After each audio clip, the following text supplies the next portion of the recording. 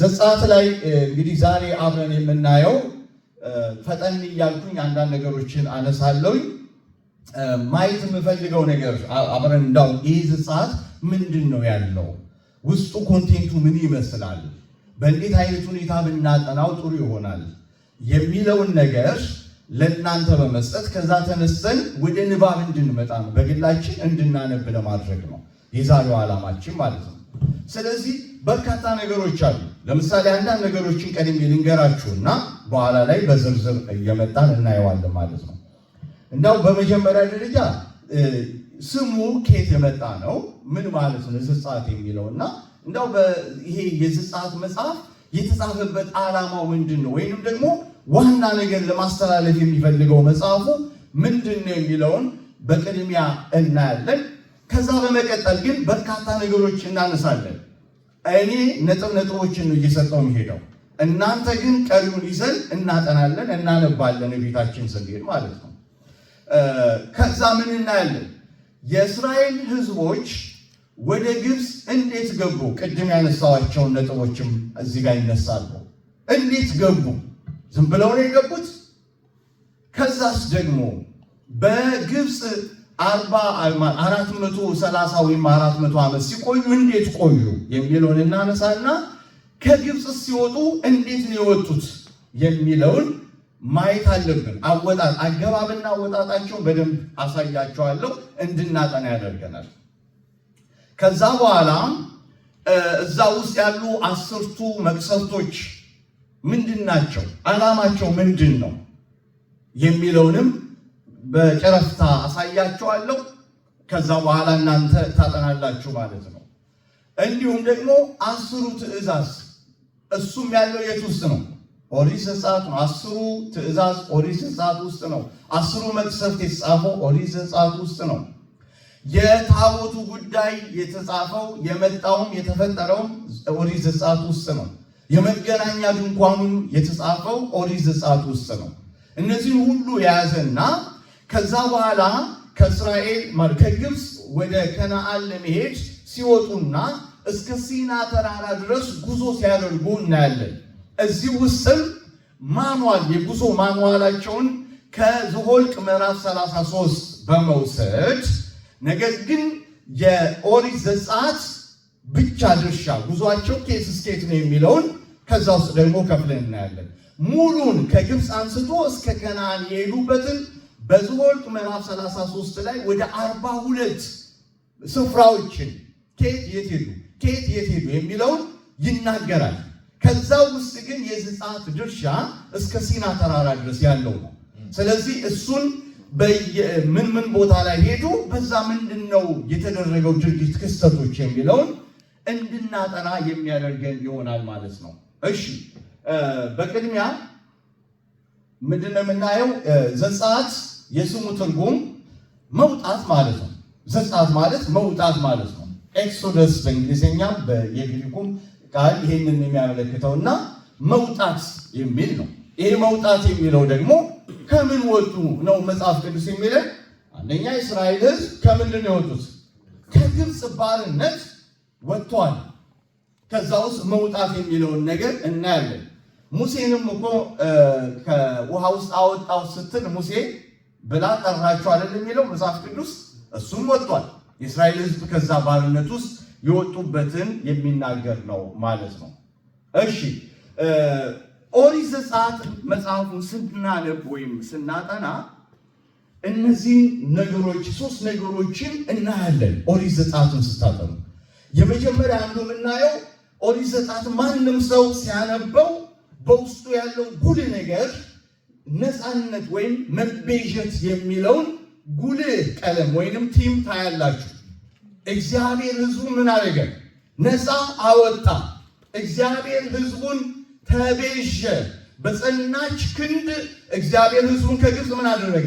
አወጣ፣ አስለቀቀ የሚለውን ታያላችሁ ዘጸአትን ስታነቡ። ቀጥሎ ይህንን ተከትሎ እግዚአብሔር ምን ያህል ታማኝ እንደሆነ ያኔ ገና ለአያቶቻቸው ለአብርሃም የተናገረውን እግዚአብሔር ይገባሉ ከዛስ ይወጣሉ ብሎ እግዚአብሔር እንደተናገረ ያ ይወጣሉ ብሎ እንደተናገረ አወጣቸው። እግዚአብሔር ማን ነው? ታማኝ ነው። የተናገረውን የሚጠብቅ ያለውን የሚያደርግ ቃል የገባውን የሚፈጽም ታማኝ አምላክ ነው እግዚአብሔር በዘጸአት መጽሐፍ ውስጥ ይህንን ያጎላል ማለት ነው። ሶስተኛ የሕግ መሰረታዊ መሪዎችን ዘጸአትን ስታነቡ ደግሞ ታያላችሁ። ስለዚህ ለእግዚአብሔር እንዴት ሕዝቡ መገዛት እንደሚገባቸው ከዛ በኋላ ላይ አከፋፈሉን ስመጣ እዚህ ላይ ትንሽ ተነትናለሁኝ። ይህንን ታያላችሁ ማለት ነው። እሺ ወደ አከፋፈሉ ልምጣ። የዘጸአት መጽሐፍ አከፋፈል ምን ይመስላል? ለጥናት እንዲመቻችሁ ማለት ነው። የመጀመሪያው ታሪካዊ ክፍል አለ። የመጀመሪያው አከፋፈል ዘጸአትን ስታነቡ ከምዕራፍ 1 እስከ ምዕራፍ 18 ያለው ታሪካዊ ክፍል ይባላል። ወይንም ራሱ በስነ ጽሑፍም ራሱ በታሪክ መልክ የተዘገበ ነው። በታሪክ መልክ የተዘገበ ነው። ይሄ ክፍል የእግዚአብሔር ጣልቃ ገብነትን የሚነካ የሚዳስስ እግዚአብሔር ነፃ አውጪ አምላክ እንደሆነ የሚነካ የሚዳስስ እግዚአብሔር በታሪክ ውስጥ ማን ነው፣ ምን አደረገ፣ ራሱን እንዴት ገለጠ፣ ምን አይነት አምላክ ነው፣ ከሱ ጋር ያለው ቅርበት ምን ይመስላል የሚለውን ይሄንን ታሪክ ስታነቡ ከምዕራፍ 1 እስከ 18 ስታነቡ እዚህ ጉዳይ ላይ የሚናገር ነው። ስነ ጽሑፉም በትረካ መልክ ወይም በታሪክ መልክ የተጻፈ የሆኑ ታገኙታላችሁ። ቀጥሎ የምናገኘው ደግሞ ሕግጋቱን ነው። የሕግ ክፍሎች ከዘጸአት ምዕራፍ 19 እስከ መጨረሻው ምዕራፍ እስከ 40 ድረስ ሕጎችን ነው የምታዩት። ለምሳሌ 10ቱ ትእዛዝ ታይታላችሁ። ያን ተከትሎ ወደ 612 የሚሆኑ ስርዓቶች፣ በጣም በርካታ የሆኑ ስርዓቶች ያስነበባቸዋል። እንዲሁም እግዚአብሔር ታቦቱን የሰጠበት አዲስ ቃል ኪዳን ከሕዝቡ ጋር የገባበት ታቦቱን የሰጠበትና ታቦቱ እንዴት እንደተሰራ የታቦቱን ወይ ሁሉ የተናገረበትን የሚናገር ክፍልና እንዲሁም ደግሞ የመገናኛ ድንኳን ታቦቱ የሚያድርበትን የመገናኛ ድንኳን ታሪክንም እሱንም ስርዓት ሕጎችን የሚያወራ ክፍል ነው ማለት ነው። ከምዕራፍ 19 እስከ 40 ግን ደግሞ በእነዚህ ውስጥ በመገናኛው ድንኳን እግዚአብሔር ሲገኝ ሕዝቡን በመገናኛው ድንኳን ሕዝቡን ሲያገኝ የመገናኛው ድንኳን ብዙ ስሞች አሉት። አንዱ መገናኛ ድንኳን ምን ማለት ነው? እግዚአብሔር ከሕዝቡ ጋር የሚገናኝበት ማለት ነው። የማደሪያው ድንኳን ተባለ። ምን ማለት ነው? እግዚአብሔር በሕዝቡ መካከል ያደረበት። በሌላ አማርኛ እግዚአብሔር ምጡቅ አምላክ ብቻ ሳይሆን ወይም ደግሞ ለብቻው ተለይቶ በከፍታው በአስፈሪ የሆነ ቦታ ላይ የሚኖር አምላክ ብቻ ሳይሆን እግዚአብሔር አምላክ ቅርብ የሆነ አምላክ ከሕዝቡ ጋር ኢንተራክሽን የሚያደርግ ሕዝቡን መውጣት መግባቱን የሚቆጣጠር የሚያይ የሚዳስስ የሚሰራ በመካከላችን ሆኖ ያደረ በመካከላችን እንደሆነ ይህንን ሁሉ የሚያሳይ ነው። ስለዚህ አንድ ሰው ዘጸአት መጽሐፍን ሲያነብ እግዚአብሔር ሩቅ አይሆንበትም። እግዚአብሔር የት ነው? በመካከላችን አለ ብሎ የዘጸአት መጽሐፍ ይነግረናል። አደረ እግዚአብሔር በመካከላችን፣ ስርዓቱን ዘረጋ፣ የመገናኛ ድንኳን የማደሪያውን ድንኳን ሰራ። እግዚአብሔር ሕዝቡን የሚያገኝበት፣ የሚያወራበት፣ የሚመክርበት፣ የሚገስስበት፣ የሚያድንበት ሕዝቡ ጋር በመካከል የሚገኝበት ለሕዝቡ ሞገስ የሚሆንበትን የማደሪያን ድንኳን እግዚአብሔር ሰርቶ በሕዝቡ መካከል ምን ሆነ? አደረ። ስለዚህ ዘጸአትን ስናነብ እነዚህ ሁለት ነገሮች ይታዩናል ማለት ነው። ጌታ ይመስገን። እሺ እዚህ ላይ ከመጣ አሁን ቅድም ወደ አነሳሁት ነጥብ ልምጣ። ቅድም ወደ አነሳሁት ነጥብ ስመጣ ዘፍጥረት ዘጸአትን ስናነብ ከማንዋል ተነስተን ብናነብ በጣም ጥሩ ነው። ቅድም እንዳልኳችሁ በጣም ጥሩ ነው። ዘጸአትን ዝም ብላችሁ አታንብቡት። ዘጸአትን ለማንበብ የዘጸአት መጽሐፍ መነጽሩ የምታገኙት የት ነው? ዘፍጥረት ምዕራፍ 15 ላይ ታገኙታላችሁ። ዘፍጥረት ምዕራፍ 15 ላይ ታገኙታላችሁ። እግዚአብሔር ለአብርሃም ምን አለው? እስቲ ዘፍጥረት ምዕራፍ 15ን እናውጣና እናንብብ። ዘፍጥረት ምዕራፍ 15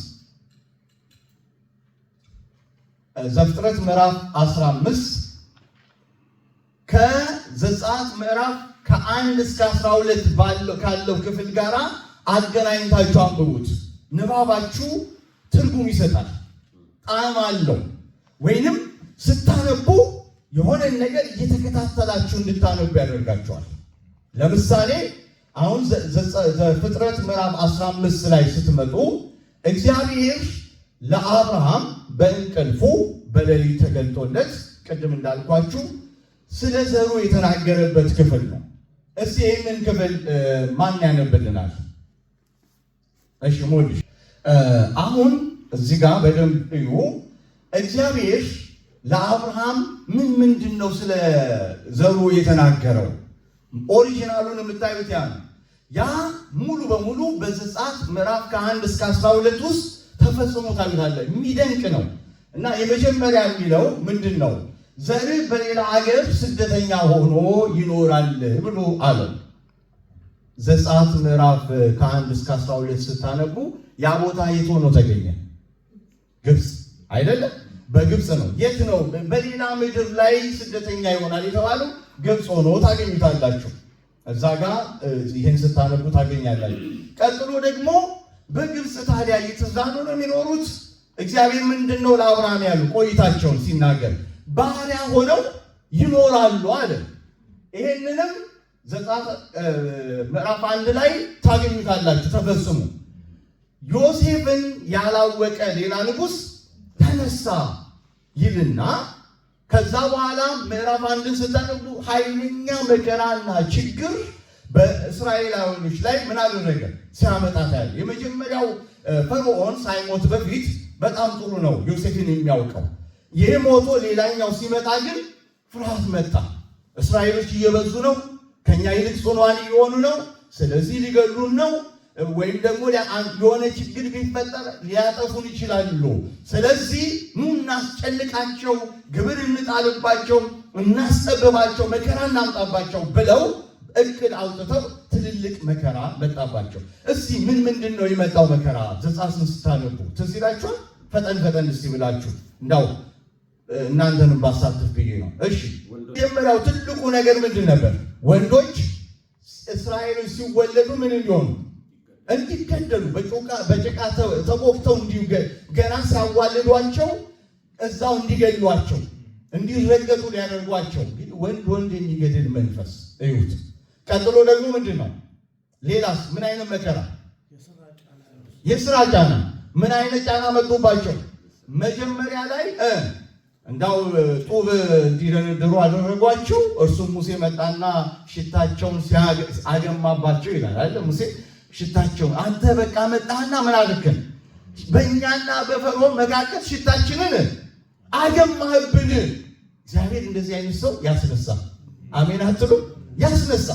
በቃ ኖርማል የሆነ ኑሮ ለምደው ነበረ። ፈርዖን ለነሱ ጥሩ አድርገው ስለውታል።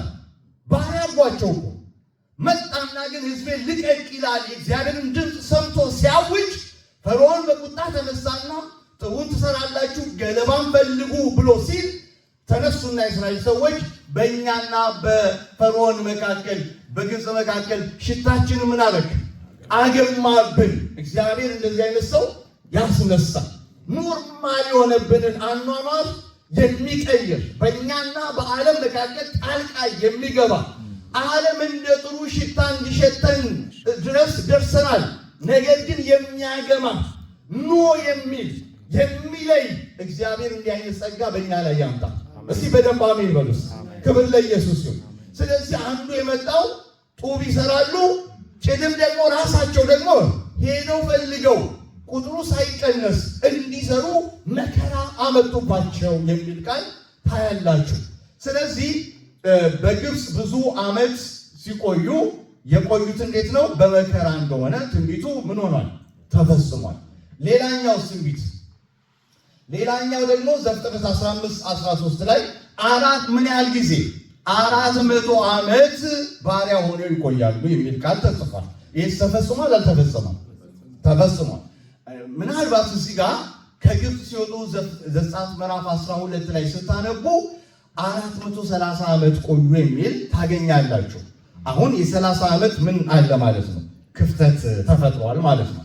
እዚህ ጋር እንዴት ይህ ክፍተት መጣ ብለን ማሰብ እንችላለን እና ግልጽ የሆነ መልስ አናገኝም። ነገር ግን 400 ዓመት በባርነት የመከራ ዘመን ትኖራላችሁ ስለተባሉ ምናልባት የዮሴፍ ዘመን በሰላም የኖሩበት ዘመን ሊሆን ስለሆነ ያኛው ፈርዖን እስከሚነሳ ድረስ ጌሴም ተሰጥቷቸው በጌሴም ምን አድርጓል? ከብቶቻቸውን እያረጉ ተፈቅዶላቸው በሞገስ እድሜ ለዮሴፍ ተብሎ በሰላም ይኖሩ ነበር። የዮሴፍን ውለታ የረሳ ሌላ ንጉሥ ሲነሳ ነው መከራው የጀመረው። ምናልባት እሱ ሊሆን ይችላል፣ አላውቅም፣ ግምቴ ነው ይሄ እና ግን በውል የታወቀ ነገር የለም። ይሄም ቢሆን ግን ምን ሆኗል ማለት ነው? ተፈጽሟል። ቀጥሎ ደግሞ አንዳንድ ትንቢቶች አሉ። እንዳው ዘለል ብዬ መሄድ ይኖርብኛል። በሚገዟቸው ሕዝብ ላይ ምን አደርጋለሁ? እግዚአብሔር ንገሩኝ፣ በኋላ ታዩታላችሁ። እፈርዳለሁ አለ። አሁን እኔ እፈርዳለሁ። ተፈጽሟል አልተፈጸመም? ማን ይሄንን የሚነግረኝ? ቀላል ነው፣ ግልጽ ነው። የት ነው? እንዴት ነው የተፈጸመው? የቱ ጋር የተፈጸመው? እኔ እፈርዳለሁ ያለ እግዚአብሔር ፈረደ አልፈረደም? በምን? አንድ በኩል በመግደል ቀይ ባህር ላይም ደምስሷቸዋል። 10ቱ መቅሰፍት የመጡት ለዚህ ነው። እኔ እፈርዳለሁ አላለ እግዚአብሔር። እናንተም በገዟችሁ ላይ እፈርዳለሁ። የምትወጡት በምንድን ነው? በፍርድ ነው። ፈርጄ ነው የምትወጡት ነፃ አለ እግዚአብሔር። ስለዚህ እግዚአብሔር 10 መቅሰፍት በሕዝቡ ላይ፣ በግብፅ ላይ፣ በንጉሱ ላይ፣ በከብቶች ላይ፣ በሁሉም ላይ በማምጣት ክንዱን ብትሩን በማሳረፍ ፍርድ በማምጣት እግዚአብሔር ይህንንም ትንቢቱን የተናገረው ምን አድርጓል? ፈጽሟል። እግዚአብሔር ታማኝ አምላክ ነው። ዛሬም የተናገረንን እግዚአብሔር ምን ያደርጋል? ይፈጽማል። ይሄ አለ። ከዚህ በኋላ ይላል ደግሞ በብዙ ከብት ምን ይሆናሉ? ይወጣሉ። ይህ ተፈጽሟል አልተፈጸመም? ቅድም እንዳልኳችሁ አንድ ሰኮና እንኳን ንገሩኝ አልተውላችሁም አለ እግዚአብሔር። እንደዚህ አይነት ሰው ያድርጋችሁ። እዚህ በደንብ አሜን በሉ። የሆነ እኔ ሙሴ ቆራጥ የሆነ መሪ ነው። ማንዋል ያያል። ይሄ ነገር ከብቶቻችሁ ይቅሩ። ከዛ በኋላ አልተጻፈም፣ ማንዋሉ ላይ እንደዚህ አልተጻፈም። በብዙ ከብት ትወጣላችሁ የተባለው። ስለዚህ አንድም ሰኮና አልተውልህም ብሎ እንደ ቃሉ የሞገተ የተከራከረ መሪ ነው እግዚአብሔር። እንደዚህ አይነት መሪዎችን ያስነሳለን። ጌታ ይባረክ። እንግዲህ 10ሩ መቅሰፍት ጋር ልምጣ። ወደ 10ሩ መቅሰፍት። ይሄ 10ሩ መቅሰፍት ለምን 10 መቅሰፍቶች መጡ የሚለው ወሳኝ ነገር ነው። ስናጠና እንዲገባን ትርጉም እንድንሰጥ ለንባባችን ደስ እያለን ገብቶን በትርጉም እንድናነበው ለማድረግ 10ቱ ትእዛዛት መቅሰፍቶች ለምን እንደሆኑ እሱን ነገር ትንሽ መንካት አለብን። ለምሳሌ 10ቱ መቅሰፍቶች እና የግብፅ አማልክት ግንኙነት አላቸው። ታውቃላችሁ። አንዱ የሆነው ለዚህ ነው። አንዱ እግዚአብሔር የግብፅን አማልክት ምን ለማድረግ ነው? እነሱን ለመምታት። በኋላ ላይ አንዳንድ መረጃዎች ሊሰጣችሁ ይችላል። ለምን ይህንን እግዚአብሔር አደረገ ስንል የመቅሰፍቶቹ ዓላማ በሙሉ ምንድናቸው? እግዚአብሔር እርሱ አምላክ እንደሆነ ለማሳወቅ ነው። ታምር የተደረገው፣ መቅሰፍት የመጣው፣ ኃይል የተገለጠው፣ ክብር የተገለጠው ለሙሴ ወይም ለአሮን ወይም ለእስራኤል ሕዝብ ሳይሆን እግዚአብሔር በግብፅ ሁሉ በምድር ሁሉ ላይ ልዩ አምላክ እንደሆነ ለማሳየት እግዚአብሔር እርሱ እግዚአብሔር እንደሆነ ልዩ እንደሆነ ከሌሎቹ አማልክቶች እንዳንዱ ሳይሆን እርሱ ብቸኛ ልዩ እንደሆነ ለማሳየት የተደረጉ ምንድናቸው? ታምራቶች ናቸው። ስለዚህ በግብፅ አማልክት ላይ መጽሐፍ ቅዱስ ይናገራል። ዘጸአት ላይ ስታነቡ በግብፅ አማልክት ላይ ምን አደረጉ? ፈረድኩ የሚል ቃል ተጽፏል። በግብፅ አማልክት ላይ ምንድነው ግንኙነታቸው? እግዚአብሔር በግብፅ አማልክት ሁሉ ላይ ፍርድን አደረገ። ይኸው ዘፍጥረት ምዕራፍ 15 14ን ማንበብ ትችላላችሁ። ዓላማውን ፈርዖንና ግብፃውያን እኔ እግዚአብሔር እንደሆን ታውቃላችሁ የሚለውን እንዲያውቁ ነው። አሁን ምንድነው ማሳያችሁ እዚህ ላይ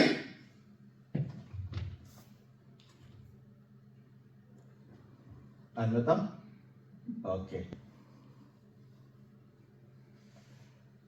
አልፎ አልፎ ሁሉንም አልዳስስም። አልፎ አልፎ እናገራለሁ። የቀረውን እኛ በንባብ እንጨርሰዋለን ማለት ነው። አሁን 10ቱ መቅሰፍት ላይ እንምጣ። ከዛ በፊት ወደ እናንተ ልመለስና እስቲ 10ቱ መቅሰፍት ውስጥ አንዳንድ የምትነግሩኝ ካላችሁ እስቲ ምንጩ እግዚአብሔር የተጠቀመው መቅሰፍት የተጠቀመው መሳሪያ ኒውክሌር ቦምብ አይደለም። በጣም ቀላል የሆነ ጥቃቅን ነገሮችን ነው መሳሪያ አድርጎ የተጠቀመው። ቅማልን አይገርም? በቅማል መታቸው። በጉርቶች በመንቆራቢቶች በእነሱ በጣም ያደረገው ነገር በቃ እንዲለቁ የሚያደርግ ነገር ነው። እግዚአብሔር የቱጋኛን ምን ነክቶ መመለስ እንደሚችል ያውቅበታል። እና ወደዚህኛው ስመጣ እንዳው አንዳንዱ ለምንድን ነው ይህን ማነሳው? ቅድም እንዳልኳችሁ 10ቱ መቅሰፍቶች የተደረጉት ከግብፅ አማልክት ጋር ቀጥታ 10ሩም ግንኙነት አላቸው። የሚገርም ነው። ያ ግንኙነቱ ምን የሚል ነው?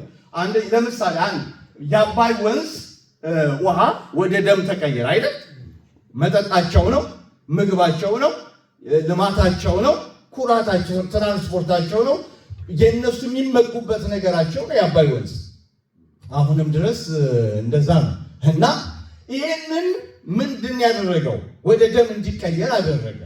አሁን እዚህ ጋር ሃፒ የምትባል ግብጾች የሚያመልኩት በአባይ ወንዝ ላይ አምላክ ብለው የሚያመልኩት አምላክ ነው። ያንን ወደ ደም ሲቀይረው ያንን እንዳይጠቀሙ ማድረግ ሲችል እግዚአብሔር በእነሱ አምላክ ላይ ስልጣን እንዳለው ምን እያደረገ ነው? እየገለጠ ነው። ቀጥሎ ለምሳሌ ሌላኛው ለምሳሌ ሁለተኛው እንቁራሪት ደግሞ ሄቂት የሚባል ግብጾች የሚያመልኩት በእንቁራሪት መልክ የሚያመልኩት አማልክት አለ። ይህንን አምላክ ነው እግዚአብሔር በዚህኛው ሲዋጋቸው መቅሰፍት አድርጎ ሲያመጣ ይህም አምላክ እንዳይደለ ስልጣን እንደሌለው እግዚአብሔር በዚህም አማልክት ላይ ባለስልጣን ብቸኛ አምላክ እንደሆነ እየተናገረ ነው ያለው። ይገባቸዋል እነሱ፣ እኛንን አሁን ማይገባን እንጂ ይህን ሲያደርግ ፐርፐዝሊ ያደረገው። ሌላኛው ለምሳሌ ቅማሏን አያችኋት? እዚህ ጋር የአቧራ መቅሰፍት ወይንም ቅማል። ይሄም ደግሞ ጌብ የሚባል የምድር አምላክ ትቢያውን እኮ ነው አይደለ? ቅማል አድርጎ ያስነሳው። እነሱ በጣም የምድር አምላክ ብለው በቃ ያመልካሉ።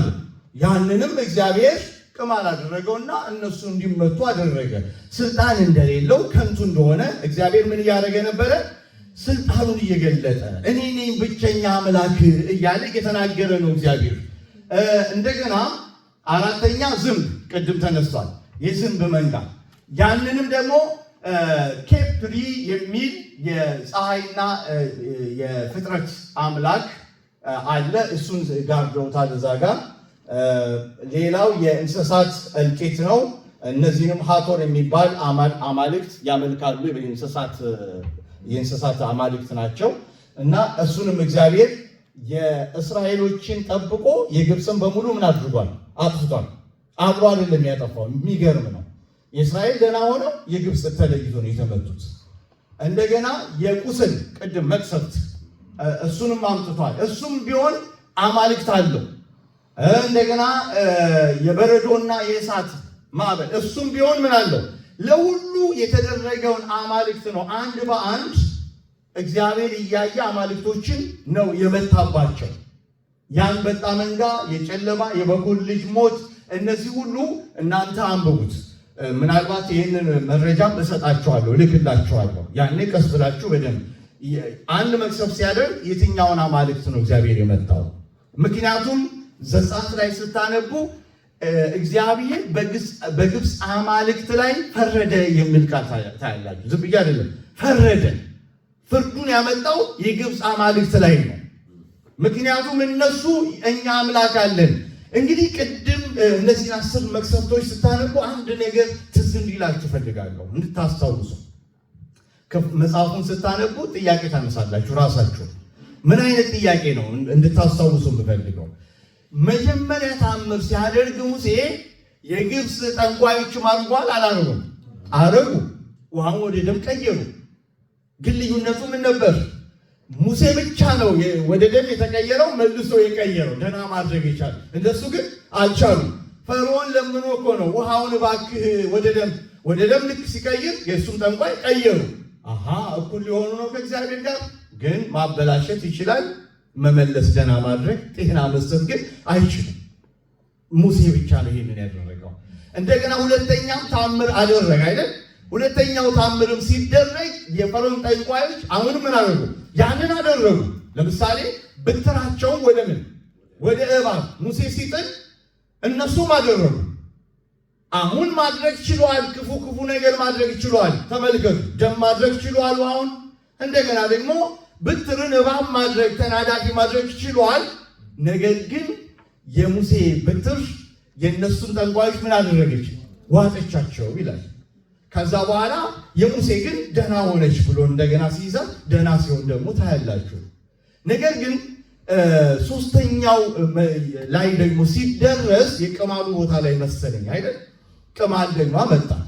ከዛ በኋላ እነሱ ምን ሞክር ብለው ሲሞክሩ ሊሆንላቸው አልቻለም።